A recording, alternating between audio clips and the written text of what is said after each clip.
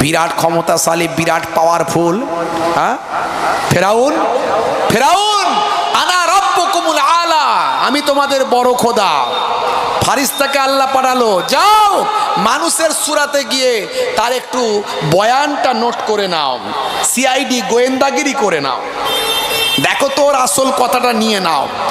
তো ফারিস্তা গেল গোয়েন্দাগিরি করার জন্য মানুষের সুরাতে গিয়ে বলল, বাদশা যা আপনা, যে গোলাম মনিবের খায় আর নিজেকে মনিব বলে দাবি করে, এমন নেমোখারাম গোলামের কি শাস্তি হওয়া উচিত? ফেরাউন বলল, ফেরাউন তো এটা লাকাব, উপাধি। মুসা নবীর জামানায় নাম ছিল আলাদা, কিন্তু সবাইয়েরই লাকাব, যেমন মন্ত্রী, রাজা, বাদশা। তো তৎকালীন যুগের ফেরাউন সে বলল, যে গোলাম মনিবের খায় আর নিজেকে মনিব বলে দাবি করে, এমন নেমোখারাম গোলামকে পানিতে ডুবিয়ে মারা উচিত। বলে একটু লিখে দিন। তৎকালীন লেখনী পদ্ধতিতে লিখে দিলেন। গোয়েন্দাগিরি করে ফারিস্তা চলে এলেন, জমা রেখে দিলেন। অনেক ঘটনা, আমি ফেরাউনের কাহিনী বলছি না, শিক্ষা এখান থেকে অনেক কিছু আছে, আমি দয়ার নবীর কথা বলতে চাইছি। ভাইরা আমার, যখন নীল দরিয়ায় ডুবছে আর উঠছে, তখন ফেরাউনকে দেখানো হচ্ছে সেই লেখাটা। কার লেখা?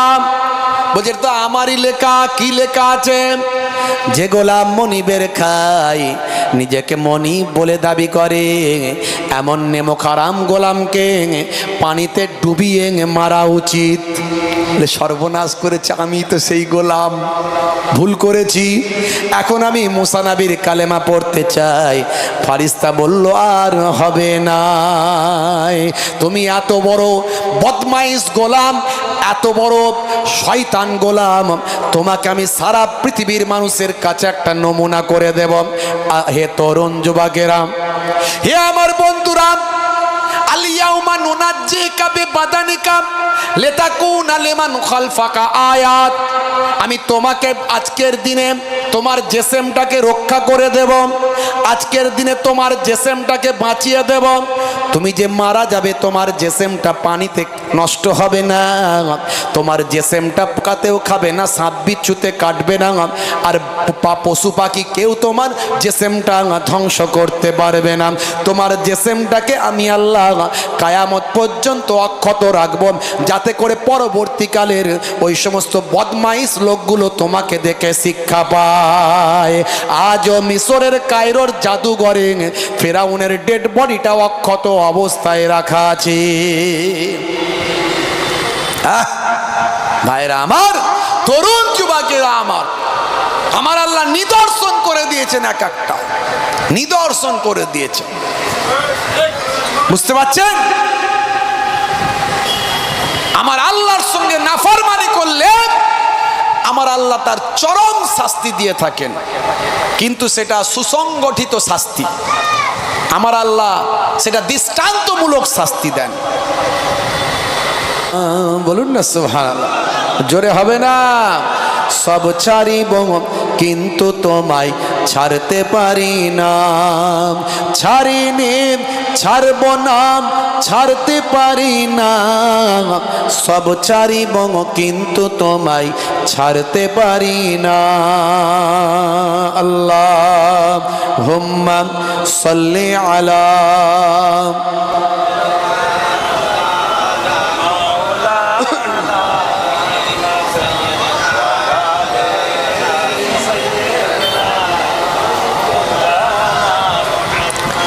या सय्यदी इरहम लना, या सय्यदी इरहम लना, या सय्यदी इरहम लना, या सय्यदी इरहम लना। अल्लाह अल्लाह अल्लाह अल्लाह अल्लाह अल्लाह सुबहान अल्लाह। अल्लाहुम्मा सल्लि अला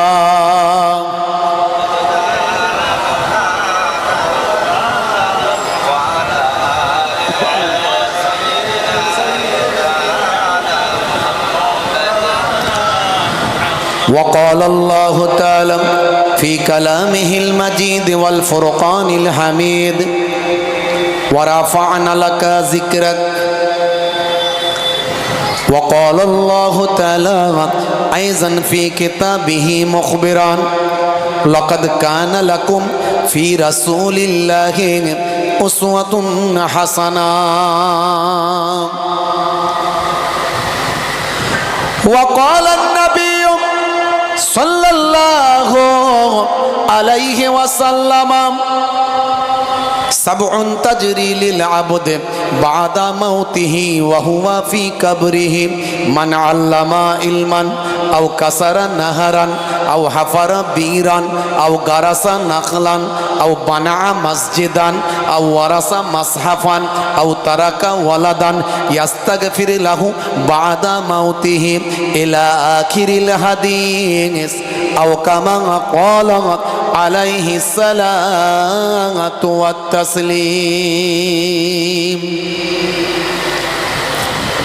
وقال النبي صلى الله عليه وسلم سباب المسلم فسوق وقتاله كفر إلى آخر الحديث أو كما قال عليه الصلاة والتسليم শ্রদ্ধেয় সম্মানীয় আজকের সভার সভাপতি, মঞ্চে উপবিষ্ট, সামনে উপবিষ্ট ওলামায়ে দ্বীন, হুজ্জাজে কেরাম, তোলাবায়ে ইজাম, সামেইন হযরত,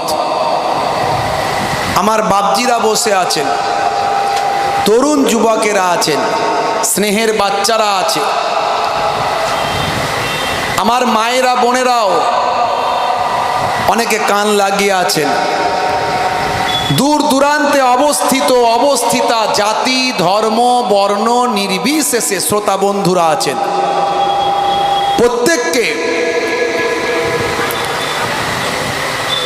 আমি মোহেব্বুল্লাহ হুসাইনি আমার আন্তরিক সালাম, শুভেচ্ছা, ভালোবাসা জ্ঞাপন করি।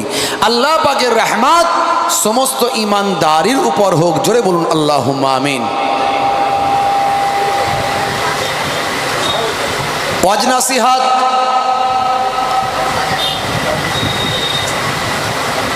এই বসিরহাট এলাকায় সাধারণ মানুষের কি আর ওয়াজ নাসিহাত শুনবেন, ঘরে ঘরে আলেম আর হাফেজ, আর প্রতিদিন ওয়াজ জলসা প্রতিদিন হয়, আর ঘরে ঘরে আলেম আর হাফেজ।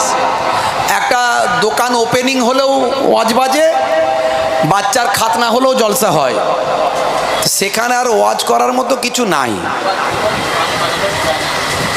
একটুখানি আমি আপনাদের কাছে একটু এহসাস দেব, অনুভূতি জাগ্রত করব। ওয়াজ বলবেন না, একটু কথোপকথন বলতে পারেন, মোকালেমাত বলতে পারেন, কনভারসেশন বলতে পারেন, বাতচিত বলতে পারেন, গুফতেগু করা বলতে পারেন।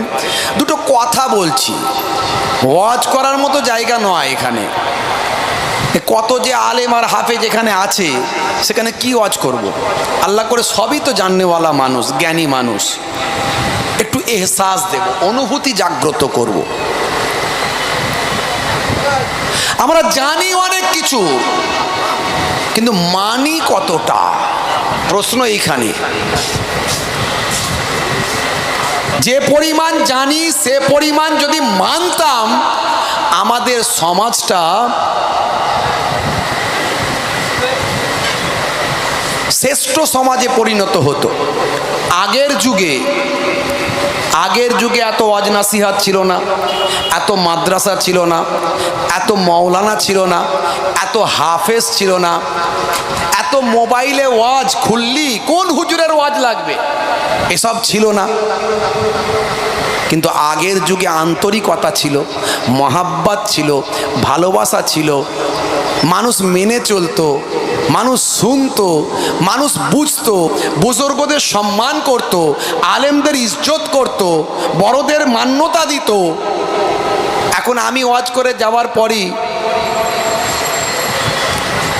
সবাই নয়, কিছু মানুষও আছে তারা কিন্তু দুটো কুটুক্তি করে দেবে, হতে পারে মেবি, কিন্তু সেই জিনিসটা আগে ছিল না, সংখ্যায় অনেক কম ছিল। যতটা জানতো তারা ততটা মানার চেষ্টা করত। এখন আমরা অনেক বেশি জানি, কিন্তু মানি কতটা, প্রশ্ন আমার এখানে।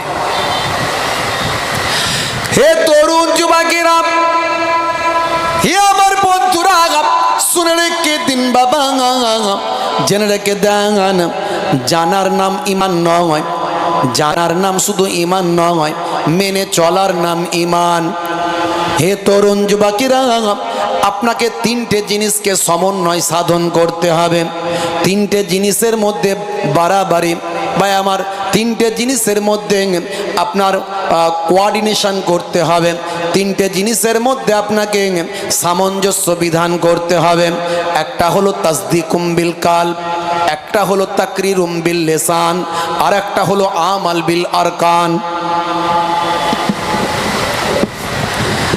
হে তরুণ যুবকেরা, তিনটে জিনিসের যদি আপনার সমন্বয় সাধন না হয়, আমার আল্লাহ যে মুসলমানের কথা বলেছেন, ওয়ালা তামুতুন্না ইল্লা ওয়া আনতুম মুসলিমুন, ততক্ষণ পর্যন্ত তোমরা মরো না যতক্ষণ না সাচ্চা মুসলমান না হয়ে যাও।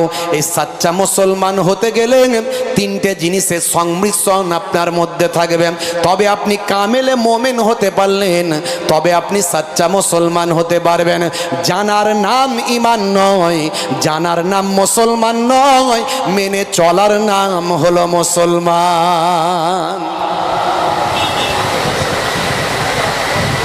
অনেক বড় বড় পণ্ডিত আছে, তারা অনেক কিছু জানে, আমি আপনি কি জানি বলেন তো?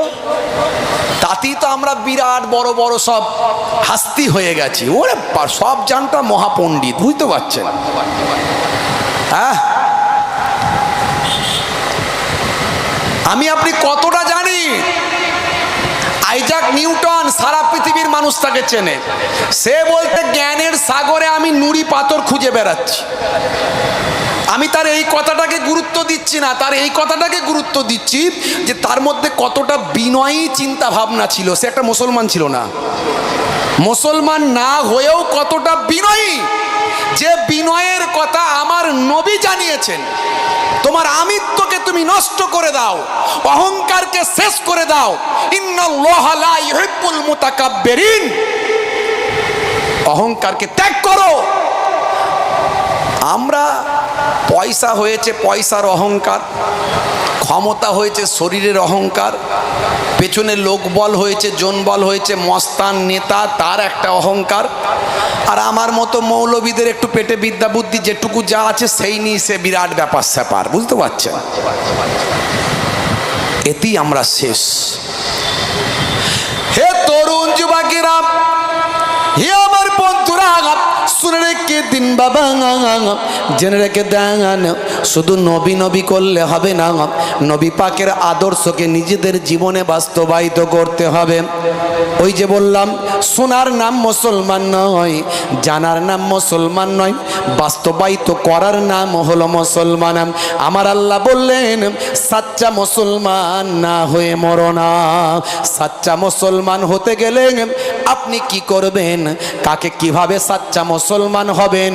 হে দুনিয়ার মানুষ শোনো, আমার আল্লাহর দরবারে বলতে পারবেন না যে আমি জানি না। অমুক আলেম খারাপ, আপনার পছন্দ হয় না, যাবেন না। অমুক হুজুর খারাপ, আপনার পছন্দ হয় না, যাবেন না। অমুক পীর সাহেব পীরজাদা খারাপ, যাবেন না। হে তরুণ যুবকেরা, আমার আপনার কাছে কোনো হুজুর, কোনো মৌলানা, কোনো পীর সাহেব, কোনো মুফতি সাহেব মডেল নয়। আমার আপনার কাছে আমার আল্লাহ মডেল বানিয়েছেন কাকে?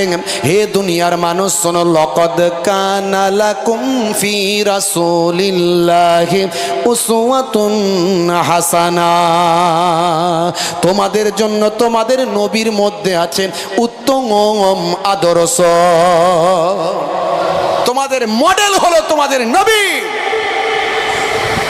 নবী পাকের জীবন জিন্দেগি আমরা সব জায়গায় জানতে পারি। মোবাইল খুললে পাবেন, ছোট ছোট বই পুস্তক বেরিয়েছে পাবেন। আপনি নবী পাকের জীবন জিন্দেগির আলোচনা সব জায়গাতে পাবেন। আপনি জানেন না এটা বললে তো হবে না। বন্ধুরা আমার, তরুণ যুবকেরা আমার, হে আমার মুরব্বিয়ানিরা, হে যুবকেরা শোনেন, আল্লাহর নবী কি আখলাক দেখিয়েছেন, কি চরিত্র দেখিয়েছেন। শুধু নামাজ পড়লেই আপনি সাচ্চা মুসলমান হয়ে গেলেন, এটা ভুল ধারণা। শুধু জুব্বা পড়লে আপনি সাচ্চা মুসলমান হয়ে গেলেন, ভুল ধারণা। রমজান মাসে রোজাটা রেখে দিলেন, আপনি ভাবছেন আমি বিরাট বড় আল্লাহওয়ালা। না না, ভুল ধারণা। মুখে দাড়ি থাকলেই বড় নেককার হয়ে গেলেন। হে তরুণ যুবকেরা, বছরে আপনি প্রত্যেক বছরে উমরা হজ করতে যান, ভাবছেন বড় আল্লাহওয়ালা নাম। আপনার মধ্যে যদি নবিয়ানার তালিকা না থাকে, পৃথিবীর কোনো আলেম প্রমাণ করতে পারবেন না আপনি সাচ্চা মুসলমান হতে পেরেছেন। সাচ্চা মুসলমান কাকে বলে? আমার আপনার নবীকে আল্লাহ পাঠিয়েছেন মডেল করে। নবী আনার তালিকা যার মধ্যে থাকবে সেই হলো সাচ্চা মুসলমান। এই জন্যই তো আলেমে হাক্কানি, ওলিয়ে কামেল, যারা প্রকৃত আল্লাহর মাহবুব বান্দা, যারা প্রকৃত ওয়ারাসাতুল আম্বিয়া, আমরা তো বলি আলেমরা ওয়ারাসাতুল আম্বিয়া। আমি বলি না, শুধু আলেমরা বলবেন না, আলেম মানে জ্ঞানী। জ্ঞানী হলি যে ওয়ারাসাতুল আম্বিয়া তা হবে না। আমার নবীর আদর্শ যার মধ্যে আছে এমন জ্ঞানী হলো ওয়ারাসাতুল আম্বিয়া। আল উলামা ওয়ারাসাতুল আম্বিয়া। সেই আলেমগুলো কারা? বা আমাল আলেম। শুধু এলেমওয়ালা আলেম হলে হবে না, বা আমাল আলেম। এলেমও থাকতে হবে, আমলও থাকতে হবে। নবিয়ানা জীবন জিন্দেগিতে তাদের জীবনকে উৎসর্গ করতে হবে। তাদের চেহারা দেখলে আল্লাহ এবং রাসূলের কথা মনে পড়ে যাবে। তাদের ব্যবহারে মানুষ মুগ্ধ হয়ে যাবে। তারা নিজেদের আমিত্বকে নষ্ট করে ফেলবে। তাদের সামনে যতক্ষণ বসবেন তারা ম্যাক্সিমাম আল্লাহ এবং রাসূলের কথাই বলবেন।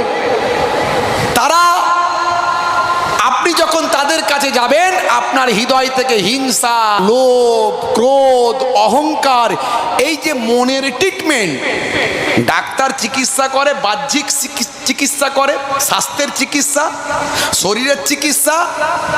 আর যারা প্রকৃত আলেমে হাক্কানি, ওলিয়ে কামেল, যাকে আমরা বলি ফার্সিতে বলি পীর, যাকে আমরা বলি শেখ, যাকে আমরা বলি ওলি, তাদের কাছে গেলে তারা আপনার হৃদয়ের ট্রিটমেন্ট, অন্তরের ট্রিটমেন্ট করে দেবেন। আপনার হিংসা বের করে দেবেন, লোভ বের করে দেবেন, ক্রোধ বের করে দেবেন, অহংকার বের করে দেবেন।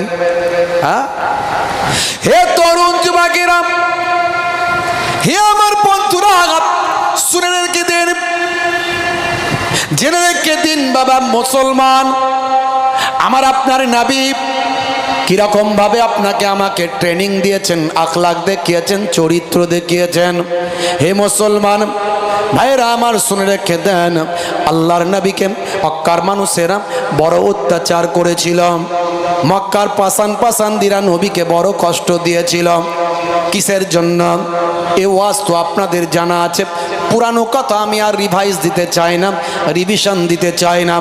কারণ আল্লাহর নবী একত্ববাদের কথা বলেছিলেন, ওয়াহাদানিয়াতের কথা বলেছিলেন। লা ইলাহা ইল্লাল্লাহু মুহাম্মাদুর রাসূলুল্লাহ। কি বলতে হয়? সাল্লাল্লাহু আলাইহি ওয়াসাল্লাম, নাহলে গুনাহগার হতে হবে। নবী পাকের নাম শুনলেই বলবেন সাল্লাল্লাহু আলাইহি ওয়াসাল্লাম। তা আমার নবীর সঙ্গে শত্রুতা কিসের ছিল? আবু জাহিল, আবু লাহাবের কিসের শত্রুতা?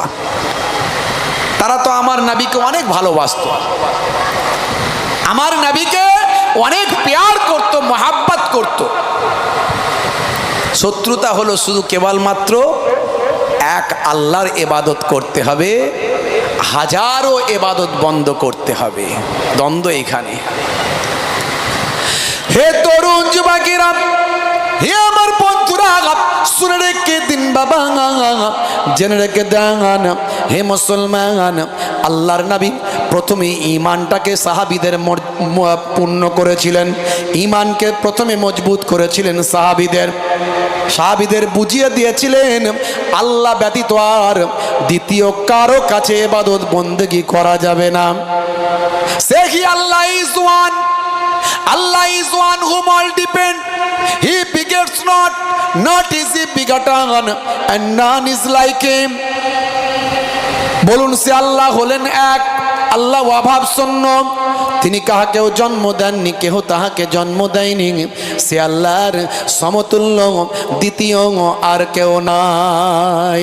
সাহাবায়ে কেরামদের এটা বোঝাতে পেরেছিলেন দয়ার নবী আমার বুঝিয়ে দিয়েছিলেন আমি হলাম আখিরি জামানার পয়গম্বর, আমার কাছে ওহী আছে, আমার কাছে কিতাব আছে, আমার কাছে আল্লাহ প্রদত্ত বাণী আছে। তামাম নবীরা যেমন এসেছিলেন, হযরত ঈসা নবী এসেছিলেন, মুসা নবী এসেছিলেন, দাউদ নবী, ইব্রাহিম নবী, সুলাইমান নবী, এইভাবে নবীরা এসেছিলেন। আমি হলাম আখিরি জামানার পয়গম্বর, আনা খাতামান নবিয়িন লা নবিয়্যা বাদি, আমার পর আর কেউ নবী আসবে না, আমি হলাম শেষ নবী। আল্লাহর নবী সাহাবায়ে কেরামেরা, আমার আপনার নবী সারাটা জীবন ধরে কোনোদিন মিথ্যা কথা বলেন না, চগলখড়ি করেন না, কারো মাল আত্মসাৎ করেন না, কারো সঙ্গে কটু বাক্য প্রয়োগ করেন না, কারো সঙ্গে ভাষা খারাপ করেন না। নবী আমার ত্যাগ তিতিক্ষা, নবী আমার সাবার, ধৈর্য, প্রেম, মহাব্বত, ভালোবাসা, এই সব কিছু তিনি দেখিয়েছেন। নবী যে নবী হবেন, নবীর উপর রেসালাত আসবে, দয়ার নবীর উপর নবুয়ত আসবে, দয়ার নবীর উপর ভাই আমার রেসালাত আসবে, এর নমুনা আমার আল্লাহ জন্ম থেকে শুরু করে তার আগে থেকেই পৃথিবীর মানুষকে আমার আল্লাহ বুঝিয়ে দিয়েছিলেন। এই যে আমার নবী কখনো মিথ্যা কথা বলতে পারেন না, এটা মক্কার মানুষদের হৃদয়ে কিন্তু গেঁথে গিয়েছিল। তাই হযরতে আবু বকর সিদ্দিক রাদিয়াল্লাহু তাআলা আনহু, হযরতে আলী মুর্তজা কারামাল্লাহু ওয়াজহু, এনারা এক বাক্যে আমার নবীর কথা মেনে নিয়েছেন। যদিও আবু জাহিল, আবু লাহাব, এরা ভাই আমার লাত, হুবালাত, উজ্জা, মানাত, এদের এত অন্ধভক্ত ছিল যে এদেরকে ছাড়তে পারেনি, এদের ছাড়তে পারেনি না, আমরা আমাদের পূর্বপুরুষের ছাড়তে পারবো না। হযরতে আবু তালিব দয়ার নবীর চাচা যান, ইন্তেকালের আগে পর্যন্ত তিনি কালেমা শরীফ পড়তে পারলেন না, কিন্তু দয়ার নবীকে অনেক ভালোবাসতেন, কারণ নবী কোনোদিন মিথ্যা কথা বলতে পারেন না, নবী কোনোদিন মিথ্যা কথা বলতে পারেন না। এতিম নবী আমার সারাটা জীবন এমন আখলাক দেখিয়েছেন, নবুয়তের আগে নবুয়তের পরে, যার তুলনা সারা আরবের ভিতর ছিল না। জোরে বলুন সুবহানাল্লাহ। হে তরুণ যুবকেরা, হে আমার বন্ধুরা, শুনে রেখে দিন বাবা, নবী আমার কেমন আমানতদারি শেখালেন। হে তরুণ যুবকেরা, দয়ার নবী আমার, মক্কার মানুষেরা আল্লাহর নবীর ঘরটা ঘিরে ফেলল। হযরতে আলী মুর্তজা কারামাল্লাহু ওয়াজহুকে দয়ার নবী বললেন, বাবা আলী, তুমি আমার বিছানায় শুয়ে যাবে। আমার আল্লাহর নির্দেশ হয়েছে আমি চলে যাব মদিনা শরীফ, ইয়াসরাবে চলে যাব, তুমি আমার বাড়িতে থেকে যাবে বাবা। মক্কার পাসান্দিরা, মক্কার কুফারে কুরাইশরা আমার বাড়িটা ঘিরে ফেলেছে, আমি যদি চলে যাই তাহলে আমার কাছে তারা বিশ্বাস করে আল আমিন বলে তারা তাদের অর্জিত সম্পদ গচ্ছিত করে আমার কাছে তারা রেখেছে, বড় আশা করে, কারণ মক্কার বুকে তখনও মাইট ইজ রাইট ছিল, যোজ্জার মূল্য তার। হে তরুণ যুবকেরা, মানুষ তাদের সম্পদ নিয়ে ভয় পেত, সোনা দানা নিয়ে ভয় পেত, অর্থ টাকা পয়সা নিয়ে ভয় পেত, কিন্তু তারা বিশ্বাস করত যদি মুহাম্মাদুর রাসূলুল্লাহ সাল্লাল্লাহু আলাইহি ওয়াসাল্লামের কাছে, দয়ার নবীর কাছে যদি রেখে দিই, তাকে মক্কার মানুষেরা আল আমিন বলে, তার কাছ থেকে চুরিও হবে না, আর তিনিও আমাদের সম্পদ আত্মসাৎ করবেন না। সেই দয়ার নবীর সঙ্গে কোনো শত্রুতা ছিল না। শত্রুতা হলো একমাত্র আল্লাহকে এক বলে মানতে হবে, এই নিয়ে কোনো রাজনৈতিক শত্রুতা নয়, কোনো সামাজিক শত্রুতা নাই, কোনো বৈবাহিক শত্রুতা নাই, কোনো পারিবারিক শত্রুতা নাই। শত্রুতা একমাত্র কালেমা নিয়ে। হে তরুণ যুবকেরা, তখনও পর্যন্ত দয়ার নবীকে তারা বড় শ্রদ্ধা করত, ভালোবাসত। হে তরুণ যুবকেরা, আমার আল্লাহ নির্দেশ দিলেন, আমি আল্লাহকে নিয়ে ওদের সঙ্গে তোমার শত্রুতা, তারা তোমাকে হত্যা করতে চায়। হে আমার হাবিব, আপনাকে তারা হত্যা করতে চায়, আপনি চলে যান মক্কা ছেড়ে মদিনায় আপনি চলে যান, ইয়াসরাবে আপনি চলে যান। ইয়াসরাবের মাটি আমার নবীকে পেয়ে ধন্য হয়ে যাবে।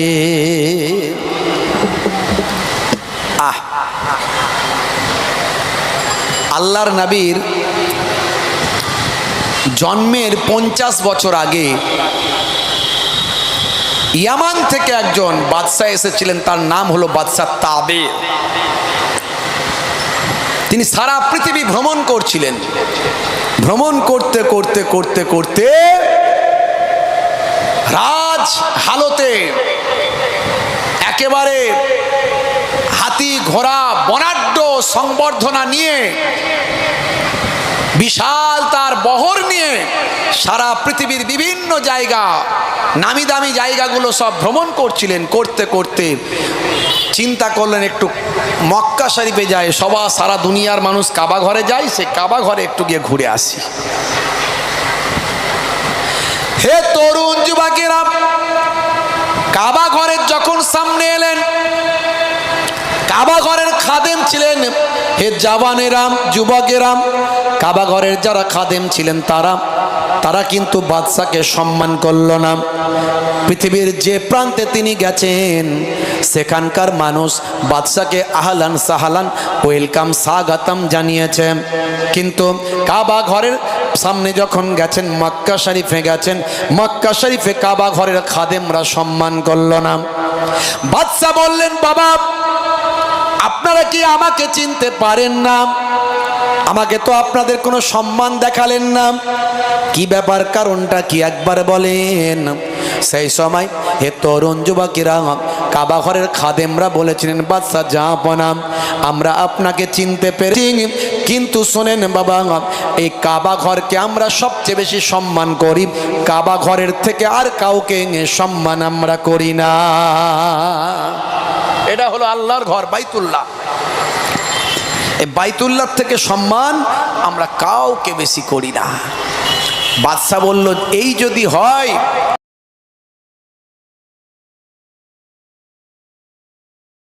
কাবা ঘরের জন্য যদি আমি সম্মান না পাই, তাহলে শোনো, আমিও বাদশা তাবে, আমি কাবা ঘর ভেঙে দেব আর কাবা ঘরের খাদেমদেরকে আমি হত্যা করে দেব। এই বলার সঙ্গে সঙ্গে তার মুখ থেকে আস্তে আস্তে রক্ত বেরোতে শুরু করলো। এক সময় রক্ত হদহদ করে বেরোতে শুরু করলো। একদম 36 ইঞ্চি ছাতি 16 ইঞ্চি হয়ে গেল, কুঁকড়ে পড়লেন, জমিন থেকে ওঠার ক্ষমতা নাই। যত ডাক্তার কবিরাজ যা ছিল, হাকিম কবিরাজ ডাক্তার যা ছিল, সব ফেল, কারো ওষুধ কাজ করছে না। এতদিন পর্যন্ত বিজ্ঞান মনস্ক মানুষ তিনি, সবসময় ডাক্তার কবিরাজদের সামনে সারিতে রাখতেন। কিছু আলেম ওলামাদের তিনি নিয়েছিলেন, যেহেতু আলেম ওলামারা আসমানি কেতাবগুলোতে পণ্ডিত, ইঞ্জিলে তারা পণ্ডিত, তাওরাতে তারা পণ্ডিত, জাবুরে তারা পণ্ডিত, সাহিফাগুলোতে তারা পণ্ডিত। হে তরুণ যুবকেরা, হে আমার বন্ধুরা, শুনে রেখে দিন বাবা, জেনে রেখে দেন, আলেম ওলামাদের পেছন সারিতে রেখেছিলেন, কিন্তু যখন দেখছেন ডাক্তারি হাকিমি কবিরাজিতে কোনো কাজ হলো না, নিরুপায় হলে তো তখন মানুষ আল্লাহকে ডাকে, কথা ঠিক না ভুল? ঠেলার নাম বাবাজি, ঠেলায় না পড়লে বিড়াল গাছে ওঠে না। হ্যাঁ, বিরাট ক্ষমতাশালী, বিরাট পাওয়ারফুল। হ্যাঁ, ফেরাউন, ফেরাউন আনা রব্বুকুমুল আলা, আমি তোমাদের বড় খোদা। ফারিস্তাকে আল্লাহ পাঠালো, যাও মানুষের সুরাতে গিয়ে তার একটু বয়ানটা নোট করে নাও। সিআইডি গোয়েন্দাগিরি করে নাও, দেখো তোর আসল কথাটা নিয়ে নাও। তো ফারিস্তা গেল গোয়েন্দাগিরি করার জন্য মানুষের সুরাতে, গিয়ে বলল বাদশা যা আপনা, যে গোলাম মনিবের খায় আর নিজেকে মনিব বলে দাবি করে, এমন নেমোখারাম গোলামের কি শাস্তি হওয়া উচিত? ফেরাউন বলল, ফেরাউন তো এটা লাকাব উপাধি, মুসা নবীর জামানায় নাম ছিল আলাদা, কিন্তু সবাইয়েরই লাকাব, যেমন মন্ত্রী, রাজা, বাদশাহ। তো তৎকালীন যুগের ফেরাউন সে বলল, যে গোলাম মনিবের খায় আর নিজেকে মনিব বলে দাবি করে, এমন নেমোখারাম গোলামকে পানিতে ডুবিয়ে মারা উচিত। বলে একটু লিখে দিন। তৎকালীন লেখনী পদ্ধতিতে লিখে দিলেন। গোয়েন্দাগিরি করে ফারিস্তা চলে এলেন, জমা রেখে দিলেন। অনেক ঘটনা, আমি ফেরাউনের কাহিনী বলছি না, শিক্ষা এখান থেকে অনেক কিছু আছে, আমি দয়ার নবীর কথা বলতে চাইছি। ভাইরা আমার, যখন নীল দরিয়ায় ডুবছে আর উঠছে, তখন ফেরাউনকে দেখানো হচ্ছে সেই লেখাটা। কার লেখা? বলছে তো আমারই লেখা। কি লেখা আছে? যে গোলাম মনিবের খায়, নিজেকে মনিব বলে দাবি করে, এমন নেমোখারাম গোলামকে পানিতে ডুবিয়ে মারা উচিত।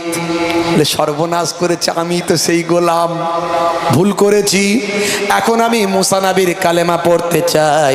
ফারিস্তা বলল, আর হবে না, তুমি এত বড় বদমাইশ গোলাম, এত বড় শয়তান গোলাম, তোমাকে আমি সারা পৃথিবীর মানুষের কাছে একটা নমুনা করে দেব। হে তরুণ যুবকেরা, হে আমার বন্ধুরা, আলিয়াউমা নুনাজ্জিকা বিবাদানিকা লিতাকুনা লিমান খালফাকা আয়াত, আমি তোমাকে আজকের দিনে তোমার জিসমটাকে রক্ষা করে দেব, আজকের দিনে তোমার জিসমটাকে বাঁচিয়ে দেব। তুমি যে মারা যাবে, তোমার জিসমটা পানিতে নষ্ট হবে না, তোমার জিসমটা পোকাতেও খাবে না, সাপ বিচ্ছুতে কাটবে না, আর পশু পাখি কেউ তোমার জিসমটা ধ্বংস করতে পারবে না।